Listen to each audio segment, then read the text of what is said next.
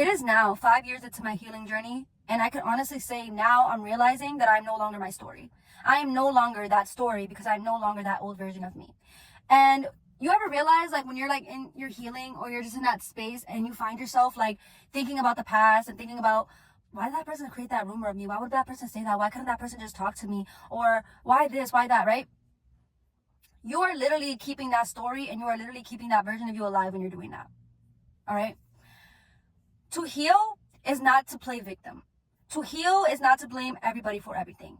And I know that it's hard. Like, in the beginning of my healing journey, I was so quick to blame everybody for everything. Like, everybody. Like, my mom did this, my uncle did this, my dad did this, right? It's easier to do that. But what you have to realize is that you play a role in your own suffering as well. Yeah, the betrayal wasn't right. Yeah, the gossiping wasn't cool. Yeah, the lying was uncalled for.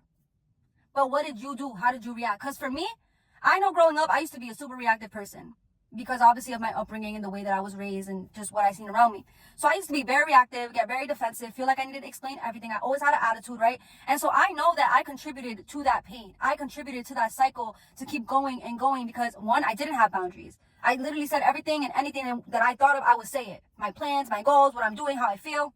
And it didn't get me anywhere, right? So I take accountability of that. And it's not until now, 5 years later, right? Yesterday, I was laying down and I'm doing this thing where I'm learning to become the observer of my thoughts. And I'm actually very good at doing it. So I'm laying down, right? Listening to my frequencies before bed, just doing my breath work. And I keep noticing that my thoughts I don't try to control my thoughts, but I keep noticing that my thoughts kept going to this one particular moment in 2019, a certain conversation that I had with somebody. And as I'm replaying that conversation in my head, I can feel those emotions. I could feel myself like being annoyed. I could feel myself questioning, like, why the hell would she say that? And then from there, I would change it. And then another like thought would come up. And this was like maybe like 2020, 2021. And it'll be like a painful memory or just whatever. And I was like, why are these thoughts here? Like, I do not want them. Like, I need to release them because that already happened. Like, the past doesn't exist. Like, the past does not exist. If I was to tell you right now, show me the past, you will not be able to show me because it does not exist, right? And I'm like, Danelis, if you continuously keep doing this to yourself, you're going to keep identifying to that life. You're going to keep identifying to that person. But I'm not that person anymore. I'm not that person that overshares. I'm not that person that always feels like they have to fight and argue. I'm not that person that, is always drawn in chaos. Like, I'm just not. So I'm like, okay, I need to release this. So I end up doing like a little release meditation ritual thing. And I'm just like letting go, cutting cords, like just letting it go. And I ended up having this vivid dream that was very symbolic. Like, I'm not going to say everything, but it was a very symbolic dream. And I had a lot to do with endings. And there was a lot of familiar faces, a lot of familiar, like, feelings, emotions, right? But it was being cut. And I woke up and I'm like, wow, like, that was so symbolic. Like, I definitely feel like that chapter in my life is done, right? So if that chapter in my life is done, that means I'm done victimizing myself. That means I'm done blaming everybody else for my pain. Like, yeah, okay, the betrayal wasn't right. Like I said, all that wasn't right. But also, how I choose to handle and how I choose to respond plays a role in how life continues to go for me.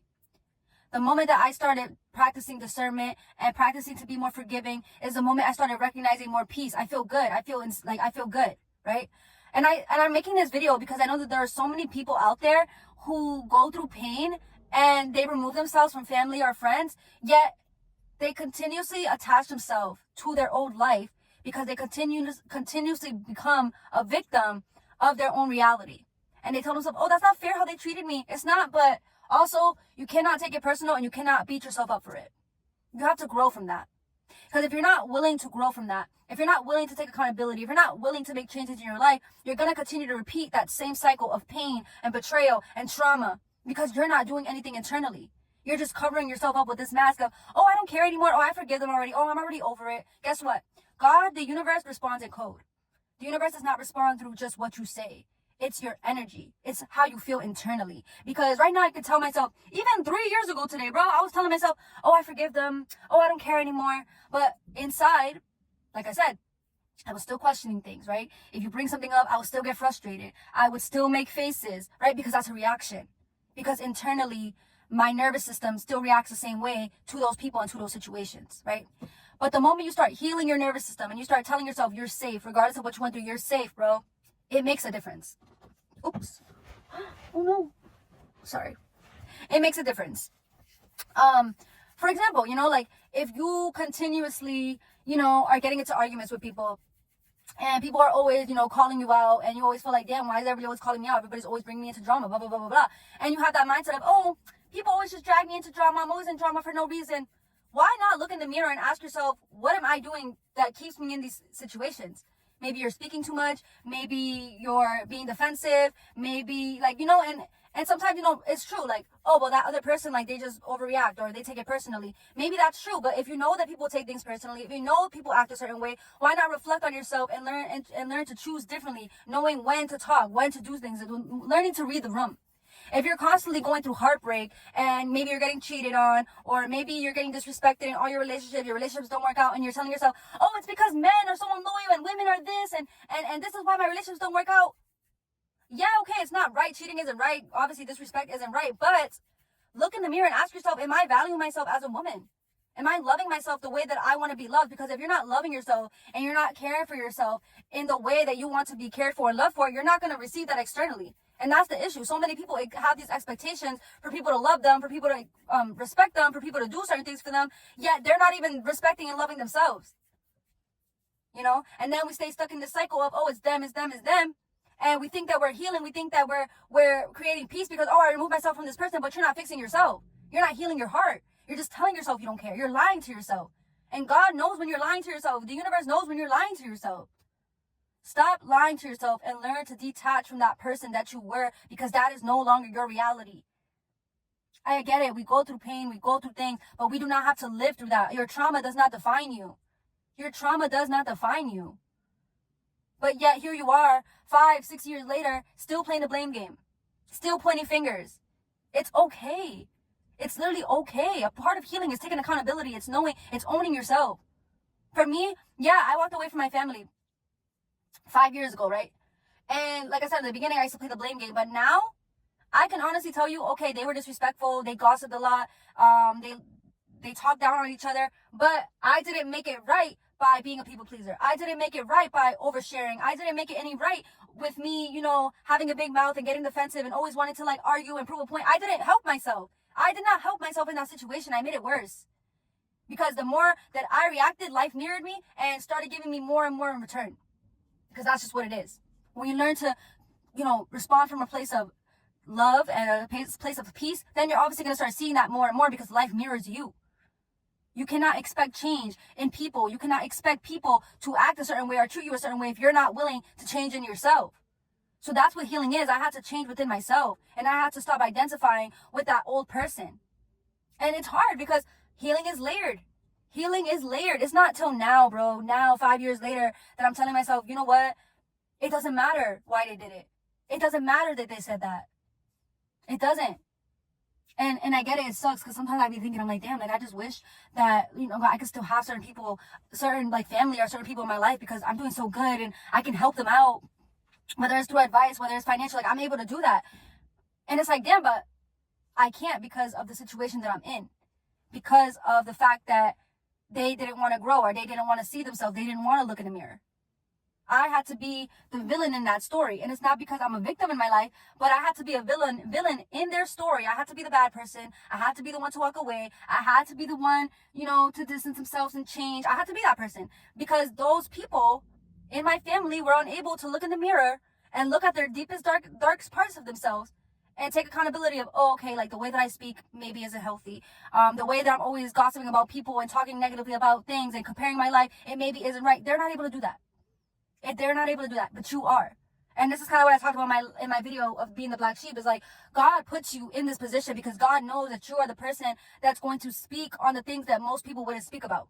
That you are going to see things that these people would never acknowledge because it's normal to them. Sometimes you have to be a villain in other people's lives, but that doesn't mean that you have to be a victim and you have to carry that victim mentality with you as you grow.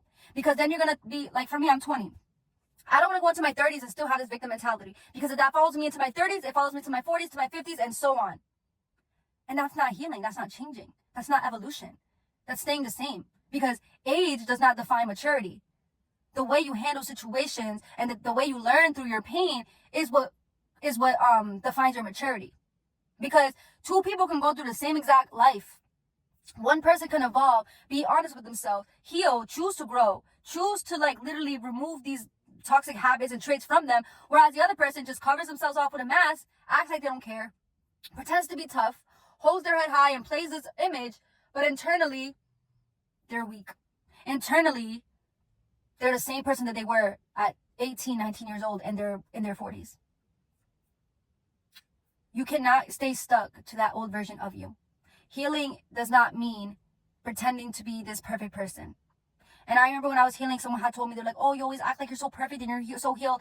Baby, I'm not acting perfect or healed. I'm going to tell you the ugly. I'm going to tell you the truth. But I'm also not going to victimize myself either. I'm also not going to sit here and be like, oh, poor me, poor me, poor me, poor nothing. Because it's life. And the point of life is to turn that pain and alchemize it and become the alchemist in your reality to create better for you, to create a better flow of income, a better life, better friends, better community. So I'm not going to, oh, poor me, poor me. Obviously, I'm going to radiate confidence because I learned from my experience. So there's a big difference. You can't keep like trying to identify with that old life. I feel like so many of us, we start healing and it's like we think that we're doing all these things for us, but yet we're still blaming and pointing and saying, oh, they made me like, no. Yeah, okay, the way you grew up, your upbringing, obviously, it molded certain behaviors, certain habits, certain triggers, certain ways that you talk. But you have power over your reality. You get to change that. You have the power to change because what you are not changing, you are choosing. If you stay stuck in the same mentality, you will continue to experience the same level of betrayal. You will continue to question yourself. You will continue to feel lost. You will continue to feel lost in your life. You don't want that for yourself. You don't. It sucks. And I know it sucks because it's like, oh, I wish that this person could. You can't. You gotta let people do what they do. You gotta let people. Like, God is gonna like bring you. Like, if something is made for you, or if a person is meant to be in your life, I think God is going to bring that to you in divine timing. And it may not be now. It may not be in 5 years, but it'll come. And if it doesn't, then it was never meant to be. Because look at me. I don't talk to my family. I don't plan on talking to anybody. The only people I would say will be like my stepdad, my mom, my main, like my siblings. That would literally be it if that is what God has planned for me. If that is what God has planned for me. If it doesn't happen though, it doesn't happen. You can't keep trying to like question and stay stuck in that mindset of like, why? I wish things were different.